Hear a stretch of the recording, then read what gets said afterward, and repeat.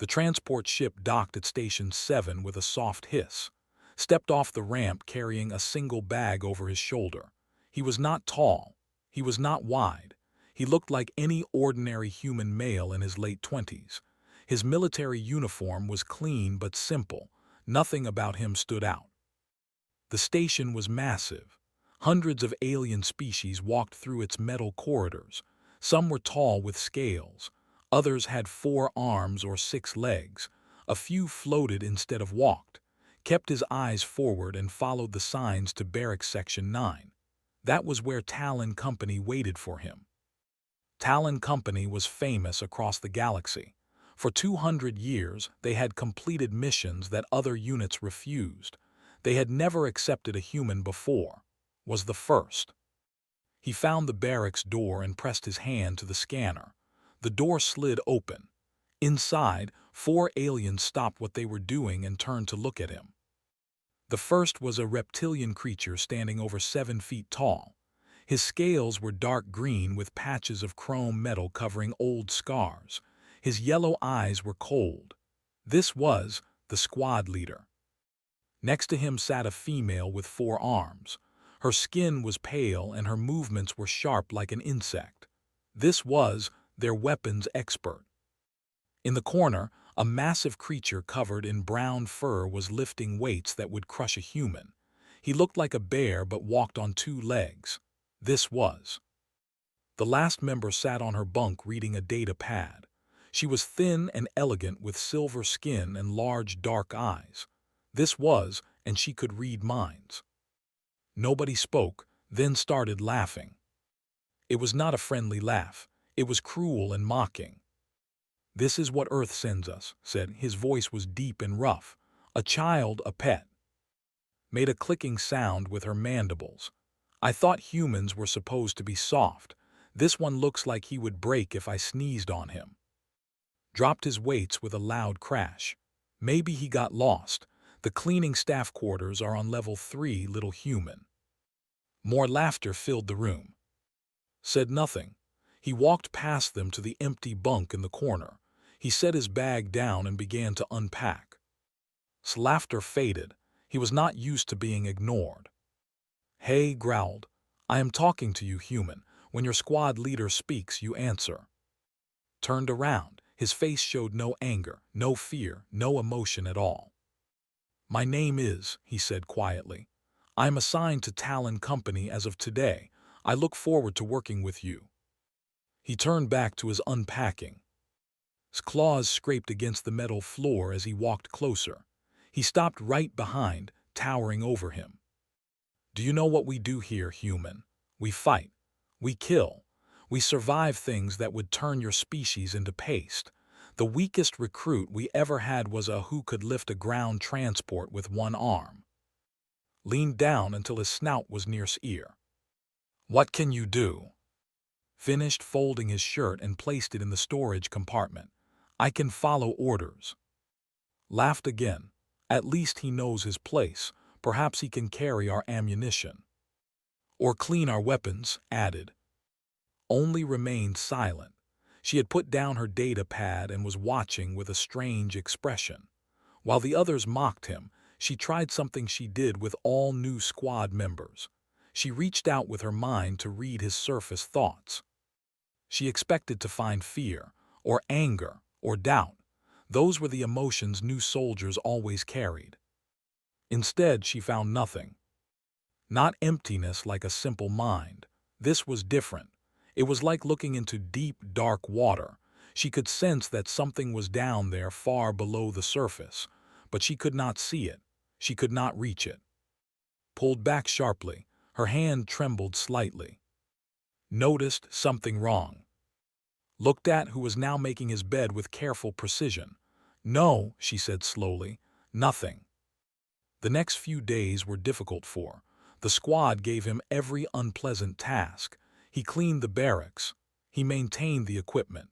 He was assigned to night watch while others slept. He never complained. Grew frustrated with his silence. One morning she blocked his path to the dining hall. "Fight me," she said. "Let us see what humans are made of. Perhaps you will last 10 seconds before I put you in the medical bay." Looked up at her. She was taller than him by 2 feet. Her 4 arms could strike from angles impossible for humans to block. Her exoskeleton was hard as armor. "No, thank you," he said politely. "I would not want to waste your time." He stepped around her and continued walking. Stood frozen in disbelief. Behind her, roared with laughter. "He refused you." The tiny human refused a challenge. "I have never seen such a coward." The nickname started that day. They called him Glass Bones. They said he was made of paper and would shatter at the first sign of combat. They made bets on how long he would survive his first mission. Bet 3 minutes. Bet 2. Did not bet. He simply watched with growing irritation. The human's calmness bothered him. Normal soldiers reacted to mockery. They got angry or sad or tried harder to prove themselves. Did none of these things. He simply existed, quiet and patient, like a stone in a river letting water flow around it. One night pulled up's military file on his personal terminal. As squad leader, he had access to all personnel records. The file was almost empty.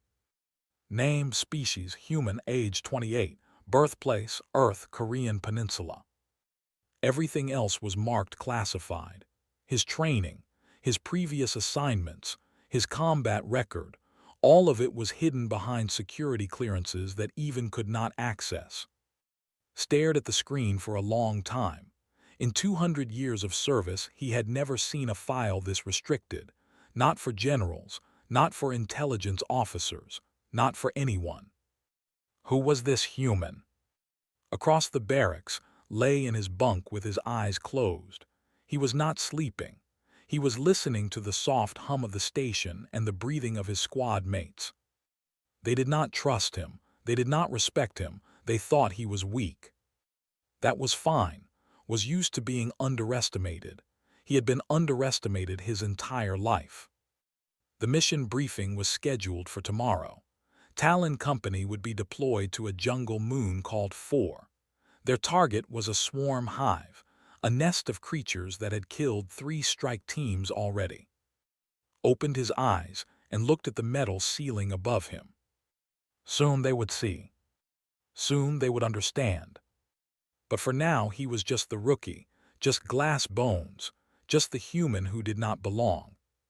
He closed his eyes again and let the silence wrap around him like an old friend. The cut through the atmosphere of 4 like a blade through flesh. Outside the windows, green jungle stretched endlessly in all directions. The air was thick with moisture and the smell of rotting plants. Stood at the front of the cabin, pointing at a holographic map. The swarm hive is located here, 3 kilometers northeast of our landing zone. Intelligence says there are approximately 100 hostiles. Our mission is simple: get in, destroy the queen, get out. He looked around at his squad, was checking her 4 plasma pistols, was loading his heavy cannon with explosive rounds, was meditating, preparing her mind for combat. Then looked at. "You," he said, "stay at the rear, watch our backs, try not to die in the first 5 minutes." Nodded, understood. They landed in a small clearing. The squad moved out immediately, weapons ready. The jungle was dark even though it was midday. The trees were so thick that sunlight could not reach the ground. Strange sounds echoed from every direction. Insects, birds, things that had no name. Talon Company moved in formation, at the front, and on the sides, in the middle, at the back 10 meters behind everyone else. They walked for an hour without seeing anything. The silence was wrong, too quiet, too empty. Stopped suddenly, her eyes went wide. "Contact," she whispered. "Many contacts, they are below us." The ground exploded. Swarm creatures burst from hidden tunnels beneath the jungle floor. They were horrible things: 6 legs, black shells, razor-sharp claws, mouths filled with teeth that dripped acid, and there were not 100 of them. There were hundreds. "Fall back," roared. His plasma rifle screamed as he fired into the wave of creatures. Four arms became a blur of death. Each pistol found its target.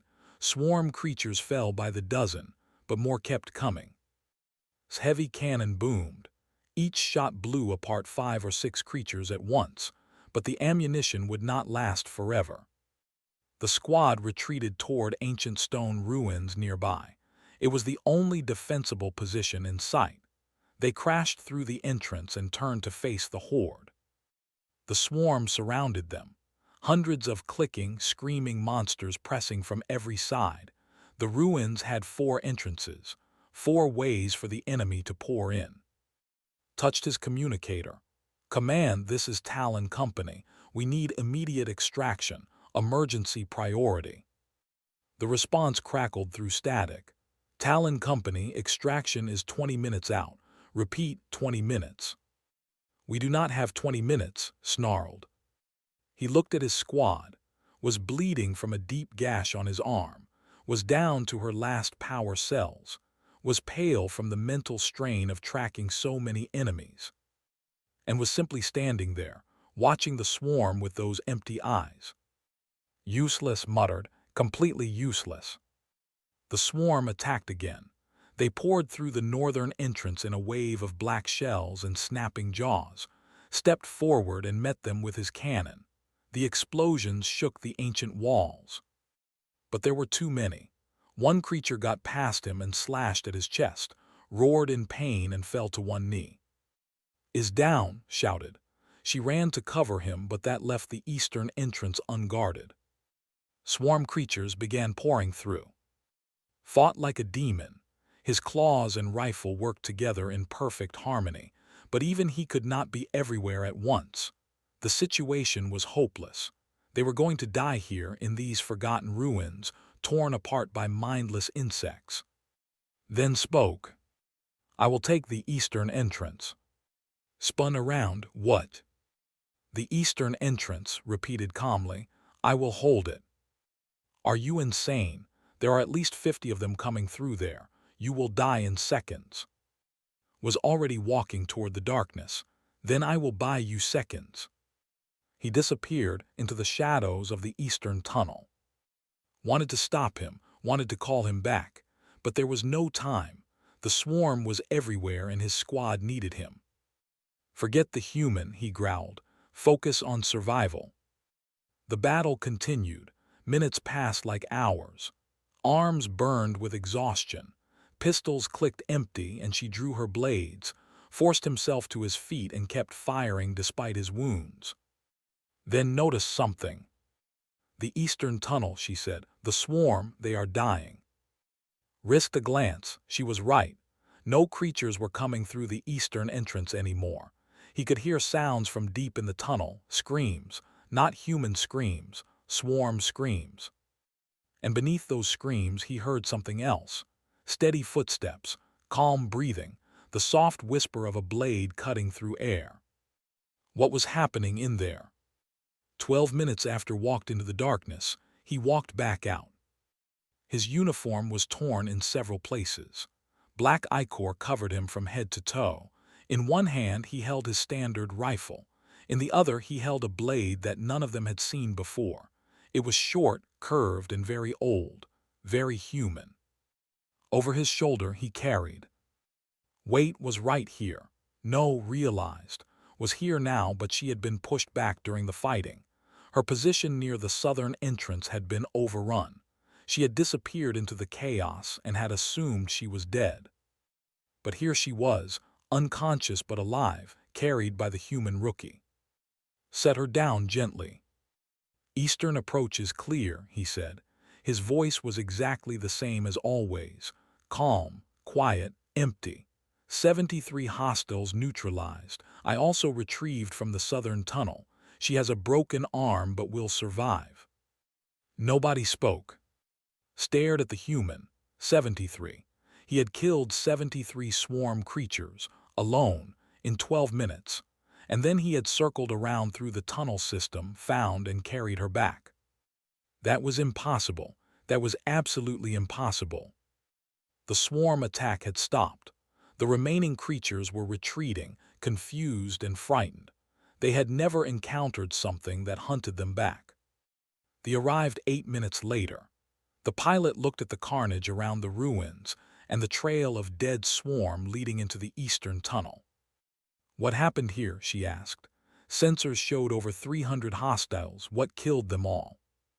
Nobody answered.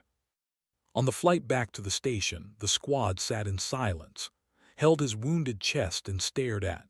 Now awake with her arm in a medical cast, could not meet his eyes. Sat in the corner, his mind racing with questions he did not want to ask. Only spoke. She sat across from and looked directly at him. "What are you?" Was cleaning his blade, the old curved sword that had appeared from nowhere. He did not look up. "I am the rookie," he said. "Remember." He slid the blade into a hidden sheath inside his uniform jacket. Watched him for a long moment, then she leaned back and closed her eyes. She had felt the emotions of the swarm during the battle: hunger, rage, mindless aggression. But in those final minutes she had felt something else coming from the eastern tunnel. Fear. The swarm, creatures that knew no fear, had been terrified. Of one human. Did not know what truly was, but she knew one thing for certain. Glass bones was a lie. And whatever truth hid behind those empty eyes was something far more dangerous than any of them had imagined. The week after 4 was different. Nobody called glass bones anymore. Nobody laughed when he entered the room. Nobody assigned him cleaning duties or night watch. Instead, they watched him. Watched from across the barracks as performed his morning routine. The human did everything the same way every day. Wake at 500, exercise for 1 hour, shower, eat, train. His movements were precise, mechanical, perfect. Like a machine thought, or a weapon waiting to be used. Still recovering from his wounds, approached one afternoon. The massive looked uncomfortable. His fur was patchy from the medical treatments. "Human," said, then he corrected himself. "I wanted to, he struggled with the words. "Thank you for covering our retreat, for saving." Looked up from the rifle he was cleaning. "You are welcome." That was all, no smile, no pride, just 2 words and then back to his work. Walked away more confused than before. Was having the hardest time. She had spent days mocking the human, calling him weak, challenging him to fights. Now she owed him her life. The shame burned inside her like acid. She found him in the training room late at night. He was practicing with his blade, that strange curved sword that moved like liquid silver in his hands. "Where did you learn that?" she asked from the doorway. Did not stop his movements. "Earth, a very old style. My family has practiced it for 300 years. 300 years, repeated. Your species barely lives 100. Yes, that is why we pass things down, generation to generation, each one building on what came before. He finished his form and sheathed the blade. For a moment he looked at directly. Your arm is healing well. Touched her cast. The doctors say it will be fully functional in 2 weeks. Good, you fight well. Your technique with 4 weapons is impressive. You should not have been in that tunnel alone. Something shifted in his chest. It was not anger. It was not shame. It was something she did not recognize at first. Respect. I will be more careful next time, she said. Nodded and returned to his practice. Across the station was breaking rules. She sat in a secure terminal room, using codes she was not supposed to have, accessing files she was not supposed to see. Her contacts in coalition intelligence owed her favors. Tonight, she was collecting. The search term was simple: Ghost Protocol, Human Military, Classified. The results were almost nothing. Fragments, whispers. Most files were deleted or hidden behind security walls she could not break. But she found pieces. Ghost Protocol was a human program, very old, very secret.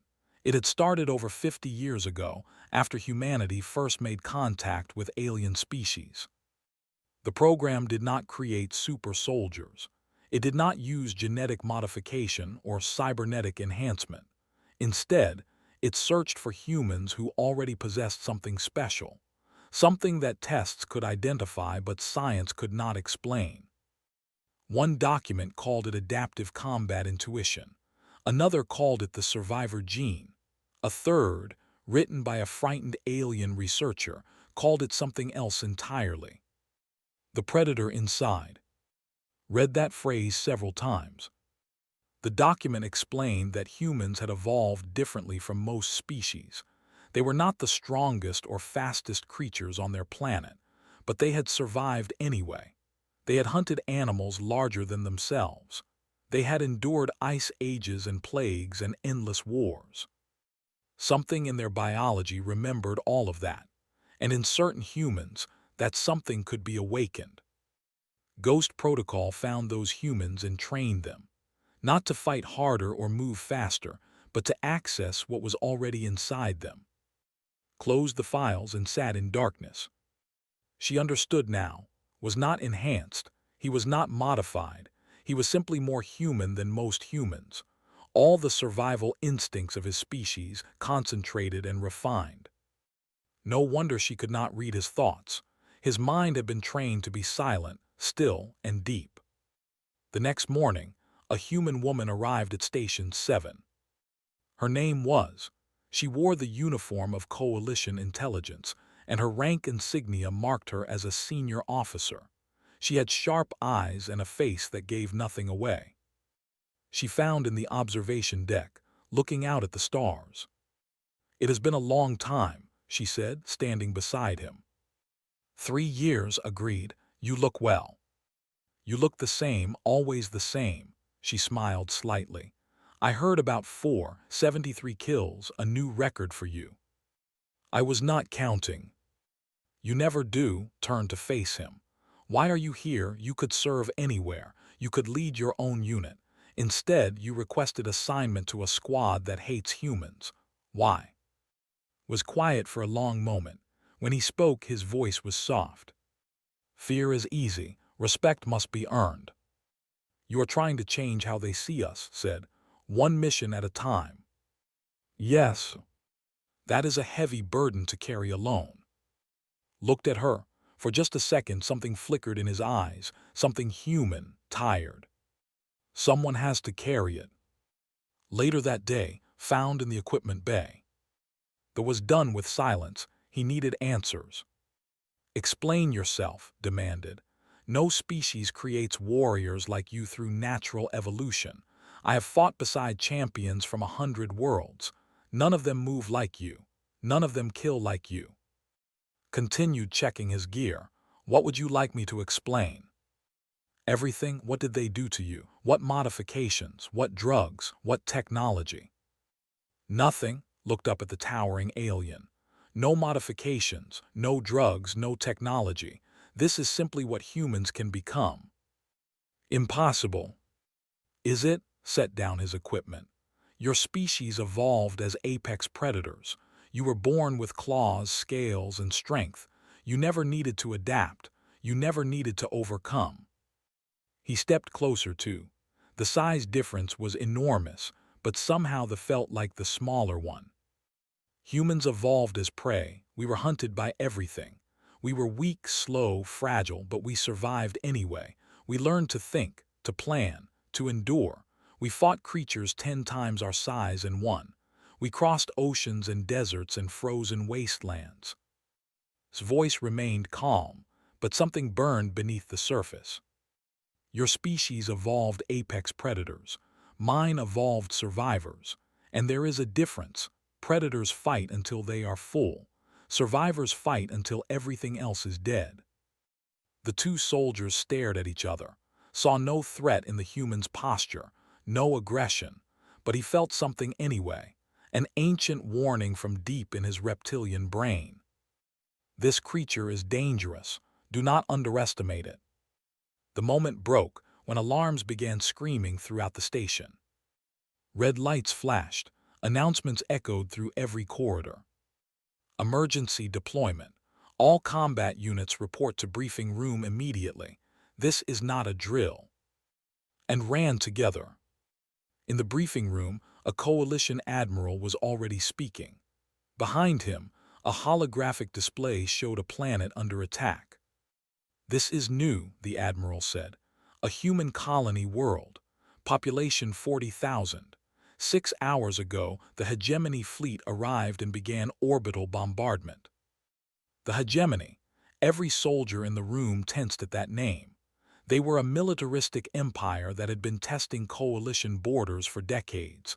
Aggressive, ruthless, and powerful. "Coalition reinforcements are 3 days away," the admiral continued. "We need ground forces to hold the capital city until they arrive. Talon Company, you are being deployed immediately." Looked at his squad, and the human's face had not changed, but his hands had formed into fists at his sides. "Sir," said, "what is the enemy force estimate?" 5,000 ground troops, heavy armor support, elite units. 5,000 against 5. Those were impossible odds. But when looked at, he saw something he had never expected to see. The human was smiling. It was small, almost invisible, but it was there, the smile of someone who had finally found what they were looking for. Made a decision in that moment, one that surprised even himself. "Talon Company," he announced, "new formation takes point." The squad looked at him in shock. Met's eyes. "Lead us, human. Show us what your species can do." They descended through fire and smoke. Below, the capital city of Nu was burning. Looked through the window at his people's colony. Buildings lay in ruins. Streets were filled with debris. In the distance, Hegemony war machines marched through the destruction, hunting for survivors. 40,000 civilians, men, women, children, all of them human, all of them waiting to die. "Not today," thought, "not while I breathe."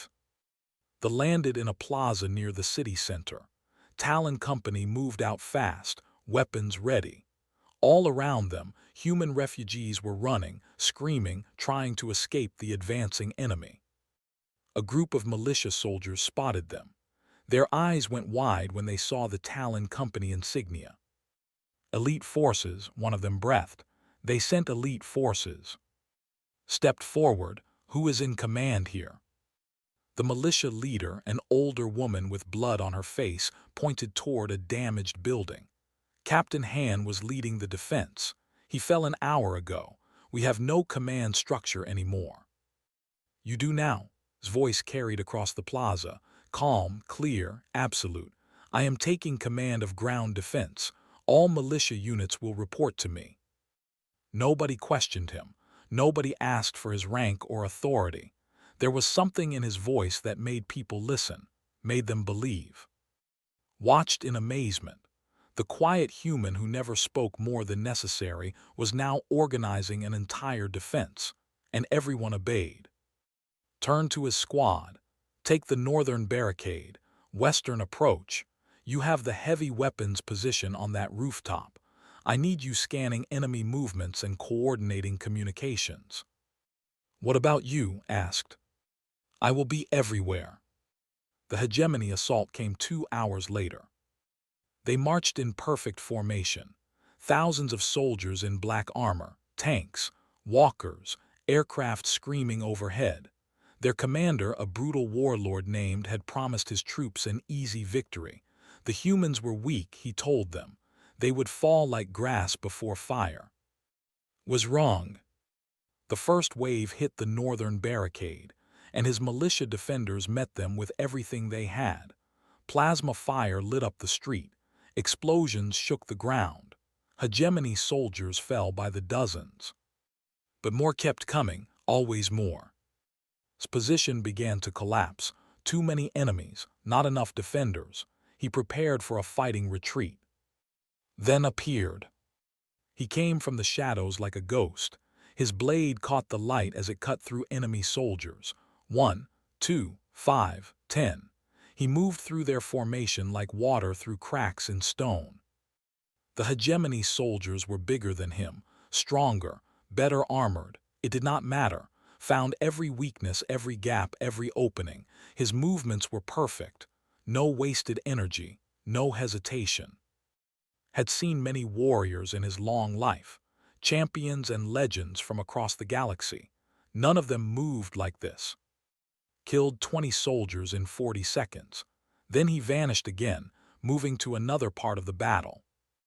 Witnessed something similar at the western approach. Hegemony troops were breaking through her defenses. She was down to her last ammunition. Then the human appeared, cutting a path through the enemy, giving her time to fall back to a better position. How does he do that? She gasped to a militia soldier beside her. The soldier, a young human man, looked at with something like worship in his eyes. He fights like he already knows how the battle will end. By nightfall, the hegemony had lost 300 soldiers. They had gained nothing. Was furious. He stood in his command ship, staring at reports he could not understand. One single human was disrupting his entire assault. Send the elite guard, he ordered. I want this human dead.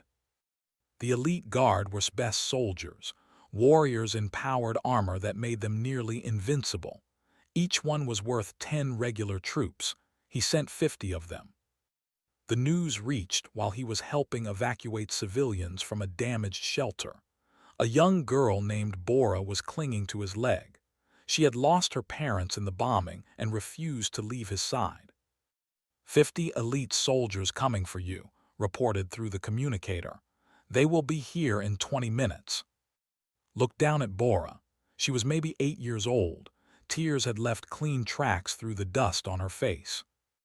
Are you going to leave? She asked. Her voice was small and afraid. Knelt beside her. No. Promise. I promise. He handed her to a militia woman. Get her to the evacuation zone. Keep her safe. Then he walked toward the eastern bridge. The bridge was the last crossing point into the civilian evacuation area. If the enemy took it, thousands would die. Caught up to him, what are you doing? Buying time. Against 50 elite soldiers, that is suicide. Perhaps, checked his rifle, drew his blade, but those people need time to escape. Someone has to give it to them. Then we fight together. No, his voice was firm. I need you to lead the evacuation. Get everyone out. That is more important than one soldier. You are not just one soldier, growled. You are. He stopped. He did not know how to finish that sentence. Met his eyes. For the first time saw warmth there, friendship, brotherhood. I am the rookie, said. Remember, now go, that is an order. Appeared beside them. Then, limping but determined, arrived last, tears streaming down her silver face. We will not leave you, said. Looked at each of them, his squad, his family. You have to, the people need protectors. You are the best soldiers I have ever known. Please, let me do this. Reached out with her mind one last time. She touched thoughts and found no fear, no doubt, only calm acceptance and fierce, burning love for the people he had sworn to protect. She pulled back, sobbing. His mind, she whispered to the others, it is beautiful. Grab's arm, brother, if you survive this. I know, gripped his arm in return, I know. Then he walked onto the bridge alone. The hegemony elite guard arrived 5 minutes later. 50 warriors in gleaming black armor, weapons that could tear through steel, training that had made them legends across their empire. Their commander saw a single human standing in the middle of the bridge, small, unarmored, holding nothing but a rifle and an old sword. The commander laughed through his helmet speaker. One human, they sent one human to stop us. This is an insult. Raised his blade. The evening light caught its edge and turned it to fire. You brought 50 soldiers to kill one human, he said. His voice carried across the bridge like thunder. You should have brought more. The commander stopped laughing. Something in the human's posture had changed. Something in his eyes. A moment ago he had looked like prey. Now he looked like something else entirely. Now he looked hungry. The commander felt an emotion he had not experienced since he was a child. Fear. Kill him, he ordered. Kill him now. 50 elite soldiers charged. Smiled. And then he moved. Watched through her scope from 2 kilometers away. She had disobeyed order. She could not leave, could not look away. She needed to see what happened on that bridge. What she saw changed her forever. The elite guard charged in perfect formation. 50 warriors with decades of combat experience, weapons that had killed thousands, armor that had never been pierced. Met them like a storm. He did not fight like any soldier had ever seen. He did not stand his ground or form defensive positions. Instead, he flowed into their ranks like water pouring through broken glass. His blade moved too fast to follow. Each strike found the gaps in their armor, joints, visors, the soft spots that engineers thought were too small to matter. They were wrong. 1 elite soldier fell, then another, then 5 more. The formation broke apart as soldiers tried to track the human moving among them. They fired their weapons wildly, hitting each other more often than their target was already somewhere else, always moving, never still. Had mocked humans for being fragile. Now she understood the truth. Humans were not fragile. They were fluid. They bent and twisted and adapted. They found ways to survive that no other species could imagine. 5 minutes into the battle, half the elite guard was dead. Stood on a rooftop overlooking the bridge, his wounds forgotten. He listened to the sounds of combat through his communicator. Explosions, gunfire, screams. The screams were not human. "How is this possible?" he whispered. 1 soldier against 50. Beside him, a young militia soldier shook his head in wonder. Humans have a saying, "The strongest steel is forged in the hottest fire." I never understood it until now.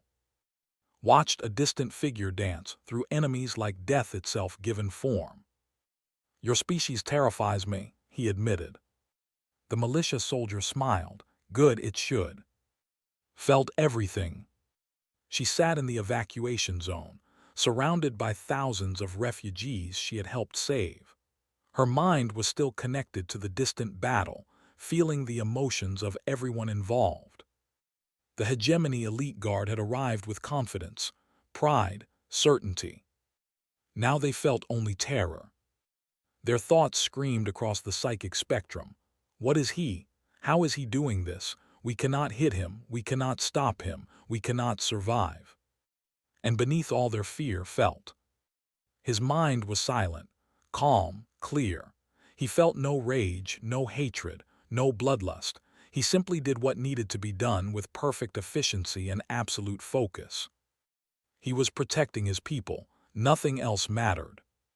Wept, not from sadness, but from the sheer beauty of what she was witnessing. A single human soul, burning brighter than a star, standing between darkness and the innocent. This was humanity.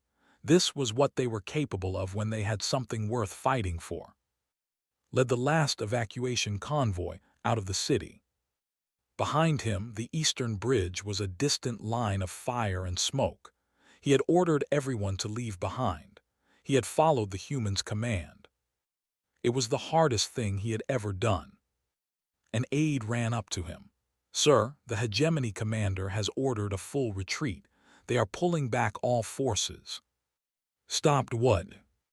"The eastern bridge, sir. Commander has lost contact with his elite guard, all 50 soldiers. He is withdrawing to reassess." Turned to look at the bridge.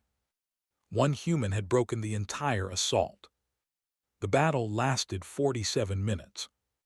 When and the squad returned to the bridge, they found standing in the middle of the carnage. Around him lay the bodies of 312 hegemony soldiers, the elite guard, their reinforcements, everyone who had come to kill him. Was still alive. Barely. His uniform was soaked with blood. Some of it was enemy blood, most of it was his own. Wounds covered his body. Burns, cuts, a deep gash across his chest that should have killed him. But he was still standing, still holding his blade, still protecting the path to the civilians. Reached him first. He turned his head slowly. His eyes were unfocused. His breathing was shallow. "Is everyone safe?" he asked. His voice was barely a whisper. "Yes, yes, everyone made it out. You saved them all." Smiled, a real smile, the first one they had ever seen from him. "Good." Then he collapsed. The medical team arrived minutes later. They worked frantically, pumping him full of emergency treatments, sealing wounds that should have been fatal hours ago. "How is he still alive?" one doctor demanded. "He has lost enough blood to kill 3 humans." Watched them carry to the medical shuttle, because he refused to die. The coalition fleet arrived 2 days later. The hegemony had already fled. Commander filed his report in shame. His army of 5,000 had been stopped by a single human defending a bridge. His elite guard, his best soldiers, his personal pride had been destroyed. The report spread across the galaxy within hours. 3 weeks later, woke up in a medical bay on Station 7. The first thing he saw was his squad, all of them. They had been there every day, waiting for him to open his eyes. "Welcome back," said. His voice was rough with emotion. Looked at each of them. Then he asked the only question that mattered to him. "The girl, Bora, did she make it?" The door opened. Walked in, holding the hand of a small girl with clean tracks through the dust that had once covered her face. Bora ran to the bed and threw her arms around. "You kept your promise," she whispered. Held her gently with his bandaged arms. "I always keep my promises." 1 year later, Talon Company stood in the training hall of Station 7. They were famous now. The unit that held Nu, the squad with the human who had killed 300 soldiers in 47 minutes, legends across the coalition. Human recruitment into coalition forces had tripled. Other species requested to serve alongside humans. The galaxy had learned what humanity could do when pushed to the edge. Stood at the front of the room facing a new batch of recruits, humans, a dozen species, all looking at him with awe and fear. "I am," he said. "Welcome to Talon Company. Here, we do not have heroes, only soldiers who refuse to let each other fall." A young in the front row whispered to his companion, "Is that really him, the ghost of Nu?" Heard the whisper. He always heard everything. He walked over to the young alien who trembled slightly under his gaze. Was not tall, not wide, not impressive in any obvious way. But his eyes held something ancient, something that remembered every battle humanity had ever fought, every ice age they had survived, every predator they had hunted, every war they had won. The predator inside extended his hand to the nervous. "I am not a ghost," he said. "I am not a legend. I am a soldier just like you, and I believe you can be great." The hesitated, then he took the hand. "Now," said, turning to address all the recruits, "let us see what you are made of." Behind him, his squad watched with pride. Remembered mocking the human rookie, calling him glass bones, betting he would not survive his first mission. He had been wrong about everything. Had taught him something that no other warrior ever had. True strength was not about size or power or weapons. It was about will, about refusing to give up when everything seemed lost. Humans understood that better than any species in the galaxy. Because they had been fighting impossible odds since the day they climbed down from the trees on their little blue planet. And they had never stopped winning. Stepped forward and placed her hand on shoulder. "Ready to train some recruits, brother." Looked at his squad, his family. "Always." And somewhere, in a small apartment on Nu, a young girl named Bora watched the news reports about the legendary Talon Company. She touched the small medal had given her, a coalition commendation for bravery. One day, she thought, One day I will be like him. The universe was vast and dangerous. Ancient empires rose and fell. Wars raged across 1,000 worlds. But humanity kept moving forward, kept surviving, kept proving that the smallest species could be the most dangerous. Because humans had something no other species could match. They had will, and they never, ever gave up.